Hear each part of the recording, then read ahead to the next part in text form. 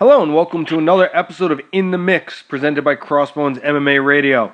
I'm your host, John Galloway, and today, as we look at the world of combat sports, I'm joined by my guest, Zak Kelly. Zak, John Galloway, CrossBones MMA, how's it going today? Oh, not too bad, man. How you guys doing? I'm doing good, thanks for asking. So, you have a fight coming up. It's going to be a couple weeks from now in Lancaster, Pennsylvania. Who are you going to be fighting that night?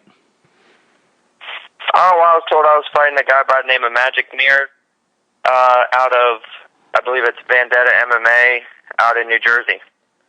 And how exactly did that fight come about? Just contacted through the promotion, or was this something that had been been brewing up on the side, anything like that? No, I heard they were coming to my hometown of Lancaster, and I just threw my name in the hat, and they just sent me a name on Facebook saying that, hey, this is your opponent. I said, cool, I'm game. It's just a name. That doesn't matter to me. I don't really mind who it is. Now, tell me where you're at in terms of a training camp for you. The fight is coming up in December, the first weekend of December, December 6th. Will you be in camp at this point? Are you out of camp? You know, how exactly do you work your training camp here?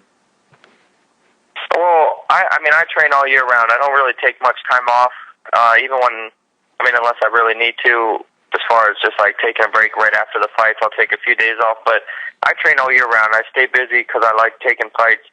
You know, I like training a good bit of time for it, but I'm always ready to take some short notice as well. But I just had a teammate fight last weekend, so I did his whole camp with him, making sure he was ready and prepared for his championship fight for the WCC last week. So I'm ready to go. I'm ready to go now. I'm ready to go 4 weeks from now. It doesn't matter. I'm ready.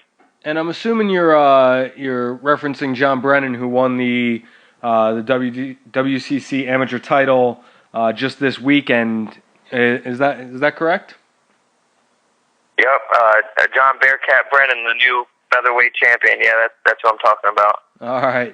So what kind of when you train with guys like this, guy who has already won the title for a title for the organization that you're currently fighting for, what kind of confidence does that give you? Knowing that you're on a level that guys who are belt contenders and belt holders are the people that you're training with. What does that do for you? Well, it's just a big confidence boost going into my fights, knowing that I'm coming out of a strong camp and we have a lot of good guys there. And it's just great. It's just good energy in the gym when you always have guys that are, not just competing, but they're doing well. We have some, other professionals in the gym and some amateurs, things like that. So the tempo's pretty high in there and the energy's real high and good. So it's real motivating and it's a good place to be in there. And Zak, your fight coming up is going to be, like I said, December 6th, and it's going to be right in Lancaster where you're fighting out of. Now, tell me about that. Some fighters tell me that having the home crowd there is good for them and it boosts their confidence. Other guys tell me it gives them a little nerves. Which side are you on? Is it going to boost your confidence, give you more comfortable feeling knowing that you have friends and family there, or does it give you a little bit of a nervous feeling knowing that you want to perform well in front of the people that you love? Well, I mean that's kind of hard to answer because I have a lot of fights between MMA and kickboxing. I mean, I'm pushing close to 30 fights between kickboxing and MMA, and I've never fought closer than an hour away. I've always fought an hour, 2 hours away. So this is something I'm extremely excited for. But also, I mean, I have a lot of people coming. If something happens, and then I got to see those people on Monday at work or something like that, I guess that does add a little bit of nerves in it. But if anything, I'm really excited and a little bit anxious because a lot of these people have been wanting to see me fight for quite some time, and now they're finally all gonna get to. So right now, I'd say I'm really excited. I mean, once the cage door closes, all I really think about is who's across from me. I don't really pay attention. The view's always the same inside the cage. That's it. Now, you mentioned your kickboxing career and your MMA career. Tell me about your roots in mixed martial arts. How did you get started? Well, I've always enjoyed fighting per se, like whether it just be getting a little bit of trouble with some friends and things like that. And then I kind of hit a crossroad in my life where I needed to do something positive, and then I started taking a kickboxing class, and I fell in love with it instantly. I mean, I saw it on TV a little bit back in the day, and I just thought it was pretty cool, so I looked for a local gym and checked it out. And then, it was kind of a wrap ever since then. I started with kickboxing, then I wrestled a little bit in high school, and then I switched over to MMA, and that's how it's been ever since. Now, your fighting career here started with your amateur career for XFE. You then moved on to CFFC. Those two companies merged, and out of that, we now have CFFC, and we have the emergence of World Cagefighting Championship, which is who you're going to be fighting for. Was there a point where you considered staying with Cage Fury, or once you had the opportunity with World Cagefighting, was that just the way to go? Well, I'm open to fight anywhere for whoever. As an amateur, I'm not really under any kind of contract saying that I have to fight for this promotion or that promotion. But so fighting for CFFC or XFE, that wasn't an issue. They treated me well, and I had a good time fighting for them. But when the WCC, when I heard they were coming to Lancaster, of course I'm going to jump at that opportunity, fighting close to home. You're kidding me. You're telling me I can actually get a good night's sleep and drive 15 minutes to the venue. I don't have to, wake up extra early and drive 2 hours to go fight somewhere in someone else's backyard. It's nice. It's a little bit relaxing, so that's why I jumped at this opportunity. Nice. Now, what exactly you're coming into this fight, and your record is right now?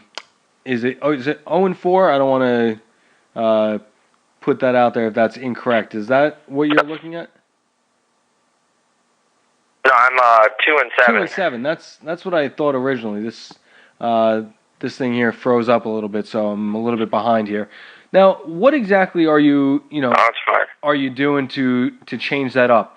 I know you've had a couple fights here recently that didn't go your way, but what's coming together for you that is going to put you back on the winning column? Well, there's a few things that I had to change up. One big thing was my last 3 fights were 3 very close, decisions that were a toss-up, and they were very close. I had to go back to the drawing board and figure out maybe little things I did wrong, not pushing when I should have.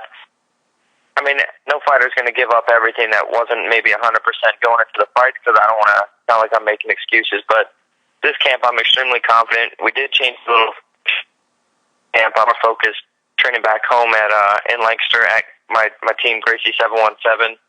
And I have a really good group of people around me. We have a good group of guys fighting, a lot of fighters in the gym. Right now, I just think that this training camp, everything is really clicking and everything's coming together. Like I said, it's not like this is my first couple fights. I've had a lot of fights, and sometimes things don't go your way, and a lot of times it's not like I'm going out there and I'm, getting submitted or knocked out or anything like that. I'm just going out having really close decisions, and a couple of those were to the hometown guys. I don't want to make any excuses, but I'd love to fight some of those guys again, maybe down the road. Yeah, you know what? I appreciate that you're not looking to make an excuse. You're not, putting a blame on something. It takes a strong person to say, you know what, I just got bested that night, but, I'd like another chance. So I respect that. So now tell me, Zach, where can people find you? If they can't make it out to Lancaster on December 6th, if they, want to keep up with where, what you have going on, where you're fighting next, what you have, if you have any events coming up, where can they do that on social media? Where can they locate you? Well, they can definitely check me out on Facebook, Zak Kelly, on there, and then I have an Instagram, Zak Noble is my name. Noble's my middle name, so I go by Zak Noble on Instagram. I always just keep stuff up to date. I post little clips of training, upcoming fights, everything going on with me. I try to keep in touch with my local fan base and things like that. Awesome. Now, just a couple more questions before I get you out of here. Are you at the point in your career where you're game planning for opponents specifically, or are you at a point where you are focusing on what you do and what the game plan that you would like to implement? It's a little bit of both.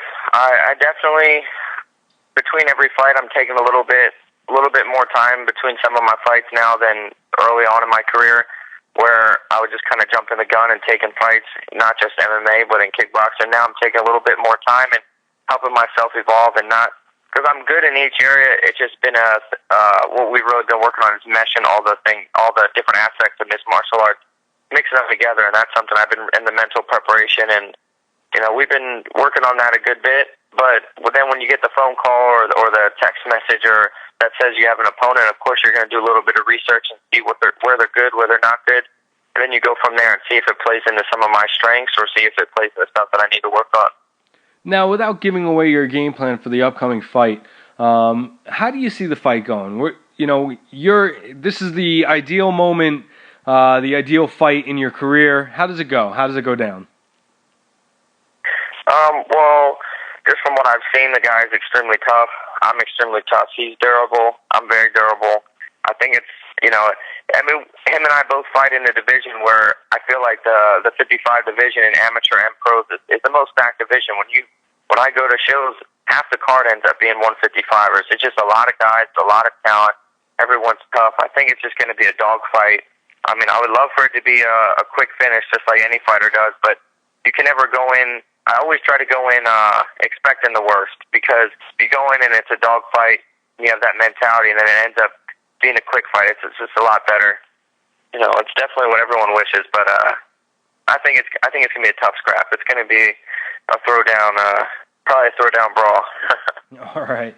Well, that's going to wrap up another episode of In the Mix, presented by CrossBones MMA Radio. I'd like to extend a big thank you to today's guests for joining us. For Zak Kelly, this is John Galloway, and we are tapping out.